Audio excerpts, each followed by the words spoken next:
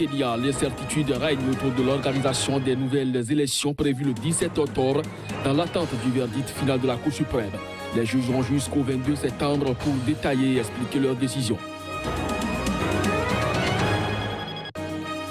En RDC, c'est en principe ce lundi que s'ouvre une conférence sur la paix dans le Kasaï. Le forum se tient à Kananga, le chef-lieu de la province du Kasaï central.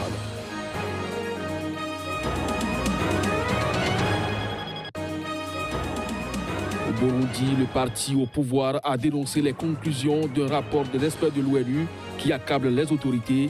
Il a organisé une forte mobilisation ce week-end. C'était là le sommaire de cette édition. Mesdames, Messieurs, bonjour et bienvenue sur SICA. On démarre cette édition par la République démocratique du Congo, où c'est en principe ce lundi que s'ouvre une conférence sur la paix dans le Kasaï. Le forum se tient à Kananga, le chef-lieu de la province du Kasaï central. Les travaux vont en principe durer 3 jours, seront présents à ces assises l'essentiel des notables de l'espace Kasaï. Il s'agit de responsables politiques, de chefs traditionnels, de leaders religieux et de représentants de la société civile. Ils vont discuter des causes du conflit, mais aussi évoquer les pistes de solution. Il y a une année, cette région avait brutalement sombré dans la violence. À la suite d'un contentieux coutumier, les partisans d'un chef traditionnel local s'étaient insurgés contre le pouvoir en place à Kinshasa. Une révolte brutalement réprimée par les forces de l'ordre. Depuis, plus de 3000 personnes ont perdu la vie dans ce conflit, d'après l'Église catholique. Les Nations Unies, pour leur part, évoquent un chiffre de 1,4 million de personnes déplacées. Au Burundi, la capitale du pays a vibré aux couleurs du parti au pouvoir, le CNDD-FDD. Ce fut une forte mobilisation contre un récent rapport des experts des Nations Unies qui a appelé la Cour pénale internationale à enquêter sur les crimes contre l'humanité commis par les autorités burundaises. Ils sont essentiellement des militants du CNDD-FDD, parti au pouvoir au Burundi. Évalués à des dizaines de milliers, ils sont descendus dans les rues pour, disent-ils, dénoncer une certaine cabale de l'Union européenne et alliés contre leur pays. Si l'ONU a accepté d'attaquer les Burundais, qu'elle sache que sa dislocation commence maintenant. C'est pourquoi je lui conseille de ne pas considérer ce fameux rapport, qu'il entende. Nous savons très bien que ce rapport est pour soulever le monde entier contre le Burundi en vue de l'attaquer. Nous leur disons que nous allons combattre jusqu'à nos dernières forces, mais les enfants qui naîtront verront le jour dans un pays indépendant. Le 4 septembre, des enquêteurs de l'ONU avaient en effet appelé la CPI et la Cour pénale internationale à enquêter dans les plus brefs délais sur des crimes contre l'humanité commis par des agents de l'État au Burundi, dont des exécutions extrajudiciaires, des détentions arbitraires, des actes de torture et des violences sexuelles. Les autorités burundaises voient à travers cet appel un pur montage visant à les déstabiliser. Mais sur le terrain, le pays traverse une crise violente depuis la décision en avril 2015 de Pierre Nkurunziza, président actuellement en exercice, de briguer un 3e mandat controversé obtenu en juillet de la même année. Les violences nées de cette crise ont poussé à l'exil plus de 425 000 Burundais et ont fait 500 à 2000 morts. Le retour au calme ne semble pas être pour demain. Au Kenya, l'incertitude règne autour de l'organisation des nouvelles élections prévues le 17 octobre dans l'attente du verdict final de la Cour suprême. Les juges ont jusqu'au 22 septembre pour détailler et expliquer leurs décisions. Le 1er septembre, ils avaient invalidé la réélection d'Ourou Kenyatta sur la base d'illégalité et d'irrégularité, principalement dans la transmission des résultats sans plus de précision. Aujourd'hui, les préparatifs sont suspendus à la décision des juges et la date du 17 octobre semble de plus en plus difficile à tenir. Au Sénégal, cette fois, à l'appel du mouvement Urgence panafricaniste, plusieurs centaines de manifestants se sont réunis samedi dans plusieurs villes d'Afrique francophone pour dire non au franc CFA. Selon ce mouvement, cette monnaie empêche le développement des 14 pays d'Afrique francophone qui en font usage. Voici le point de manifestation à Dakar, la capitale sénégalaise. Plusieurs villes d'Afrique francophone ont répondu à l'appel du mouvement Urgence panafricaniste. Près de 200 personnes se sont réunies à Cotonou, la capitale économique du Bénin, 400 à Dakar et un nombre beaucoup plus insignifiant à Bamako et à Libreville au Gabon, où la manifestation a été dispersée. Le mouvement populaire a essentiellement réuni des jeunes qui dénoncent l'héritage colonial. Nous demandons de sortir du franc CFA néocolonial. La précision, elle est importante parce qu'à la limite, pour moi, le nom importe peu. Qu'on ait une monnaie qui s'appelle le franc CFA, pour moi, ça importe peu. Mais que l'essentiel, c'est que cette monnaie-là, quelle que soit sa dénomination, même franc CFA, soit une monnaie souveraine, soit une monnaie dont la politique monétaire est définie par et pour les Africains. Nous estimons que ce franc CFA-là ne nous permet pas de nous développer. Parce que le franc CFA, tel qu'il est aujourd'hui structuré, empêche aux PME, PMI, d'accord, d'avoir en fait suffisamment de crédit qui leur permet de pouvoir être viables, mais également de pouvoir créer des emplois.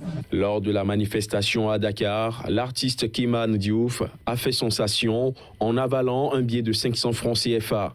Un geste qui fait écho à celui de Kémy Séba, qui avait brûlé publiquement le mois dernier un billet de 5 000 francs CFA. Il y a mon frère Kémy Séba qui avait brûlé un billet de 5 000.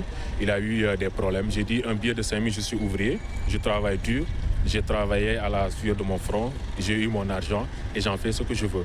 Si je veux, je le mange. Et j'ai mangé un billet de CFA pour que ça puisse suivre mon œsophage, rentrer dans mon intestin, aller sur le bon intestin et sortir là où vous savez. Et ça va aller directement dans la fosse septique parce que je pense que c'est là-bas qui est la place du franc CFA. Monnaie commune pour environ 155 millions d'habitants, le franc CFA est accusé par ses détracteurs de favoriser les intérêts de la France. Ses défenseurs soulignent cependant l'importance d'une monnaie commune stable, à la différence du naira nigérian et du rand sud-africain, deux monnaies flottantes qui souffrent de la chute des cours des matières premières. Au Cameroun, les travaux de la 13e conférence internationale de prophétique Voice Ministers ont été lancés ce week-end dans la ville de Douala par Yara Savam, représentant le gouverneur de la région du littoral. Le PVM est un rassemblement d'églises de diverses obédiences qui privilégie la paix et le renforcement des capacités des pasteurs. Plus de précisions avec Narcisse Oum, notre correspondant sur place. C'est sur fond de crise dans la zone anglophone que les travaux de la conférence de la 13e édition de Prophetic Voice Minister ont été ouverts dans la ville de Douala, capitale économique du Cameroun. Cette 13e édition a pour thème « Rendre ministère à l'homme intégral ». C'est donc dans l'optique d'un renouvellement complet que Bishop D. Walker a introduit cette cérémonie d'ouverture officielle. Nous appelle à être la lumière du monde et le sel de la terre. Malheureusement, très souvent, nous parlons simplement d'aller au ciel. Avant d'y aller, nous devons manifester la gloire de Dieu, ainsi mon message à l'homme intégral.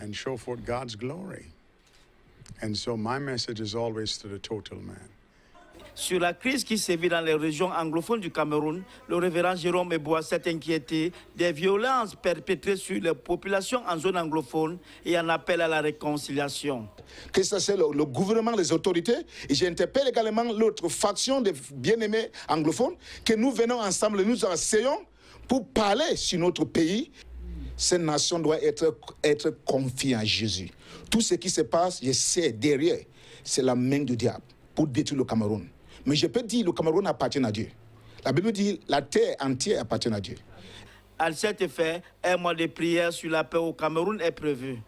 L'on pourra retenir que le gouvernement et l'Église doivent donc travailler ensemble car, plus qu'un lieu de refuge, l'Église a un rôle fondamental dans l'éducation des masses, tels ont été les propos du gouverneur rapportés par son représentant. À noter, le PVM est un rassemblement d'églises de diverses obédiences du monde qui privilège la paix et le renforcement des capacités des pasteurs. Au Zimbabwe, le leader de l'opposition et candidat à la présidentielle de 2018, Morgan Tsvangirai, a été hospitalisé en Afrique du Sud. Le porte-parole de son parti, le Mouvement pour le changement démocratique, a annoncé samedi qu'il se trouve dans une situation très stable. Morgan Tsvangirai est arrivé en avion en Afrique du Sud pour une procédure médicale de routine. Contrairement aux informations de presse affirmant que le leader de l'opposition zimbabwéenne se trouvait entre la vie et la mort, son parti a affirmé qu'il se portait bien. Toujours selon le porte-parole, Morgan Tsvangirai demande à la nation zimbabwéenne de ne pas s'inquiéter pour sa santé. Il a également annoncé son retour au bercail pour très bientôt, mais aussi une campagne dans le cadre des élections décisives de l'an prochain. Morgan Tsvangirai avait annoncé l'année dernière souffrir d'un cancer du côlon et avoir entamé une chimiothérapie. L'homme est candidat à la présidentielle de 2018 au Zimbabwe après 3 tentatives malheureuses contre le président Robert Mugabe au pouvoir depuis 1980. Au Togo, la correspondante de France 24 et de TV5 Monde est privée de son accréditation depuis quelques jours, et ceci suite à la diffusion sur ces chaînes des productions sur la crise qui secoue le pays depuis le 19 août dernier. L'ancien ministre Sebodji Djossou, conseiller du chef de l'État Faure Gnassingbé, donne ici des explications sur la situation. Il est au micro de Ferdinand Gadi. Vous pouvez observer que chez nous, la presse est totalement libre. Il y a même parfois un peu de libertinage. Mais personne n'inquiète cette presse-là, nationale. À plus forte raison, pourquoi on s'attaquerait à des chaînes internationales? Ce qui s'est passé, à mon avis, est dû à un comportement déplacé de la représentante de France 24 et de TV5. Et ce comportement, on le lui a déjà signifié. Et le gouvernement a envoyé une lettre pour signifier cela à ses mandants. Mais elle n'a pas obtempéré. Et c'est pour ça qu'on était obligé. Personne, le gouvernement n'est pas du tout contre France 24 ni TV5. Au contraire. Donc, si les deux chaînes veulent bien envoyer d'autres personnes, elles seront accréditées pour travailler au Togo. En République démocratique du Congo, la situation de la propagation du choléra devient préoccupante. L'épidémie touche presque toutes les provinces depuis le début de l'année.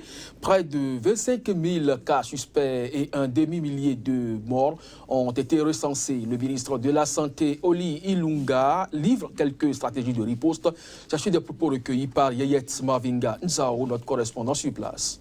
Sur les 500 zones de santé qui existent au pays, on a 150 zones de santé environ qui sont atteintes.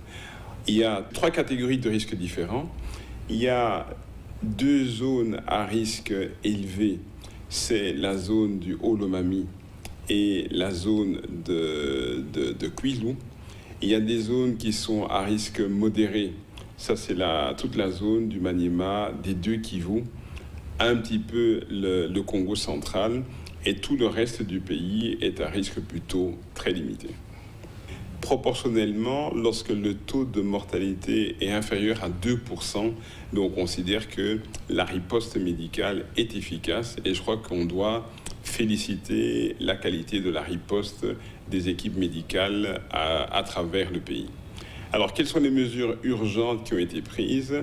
Les mesures urgentes, c'est la création d'abord d'un programme national d'éradication du choléra que j'ai créé lorsque j'avais fait la visite à Goma. La deuxième mesure, c'est que j'ai envoyé une note circulaire à toutes les divisions provinciales de la santé pour leur rappeler les guidelines, les mesures de prise en charge du choléra. Troisième mesure, j'ai aussi pris contact avec tous les gouverneurs de province pour leur demander de s'impliquer personnellement avec toute leur autorité dans la riposte. Quatrième mesure, on a demandé on a une sensibilisation à toutes les populations pour leur demander, dès qu'il y a des signes suspects, d'aller dans les centres de santé. On les a sensibilisés au lavage des mains, aux mesures d'hygiène. Et alors enfin, une réunion d'urgence pour justement faire une riposte multisectorielle. Voilà, cette édition est terminée. L'actualité est en continu sur SICA. Bonne journée à chacun et à tous.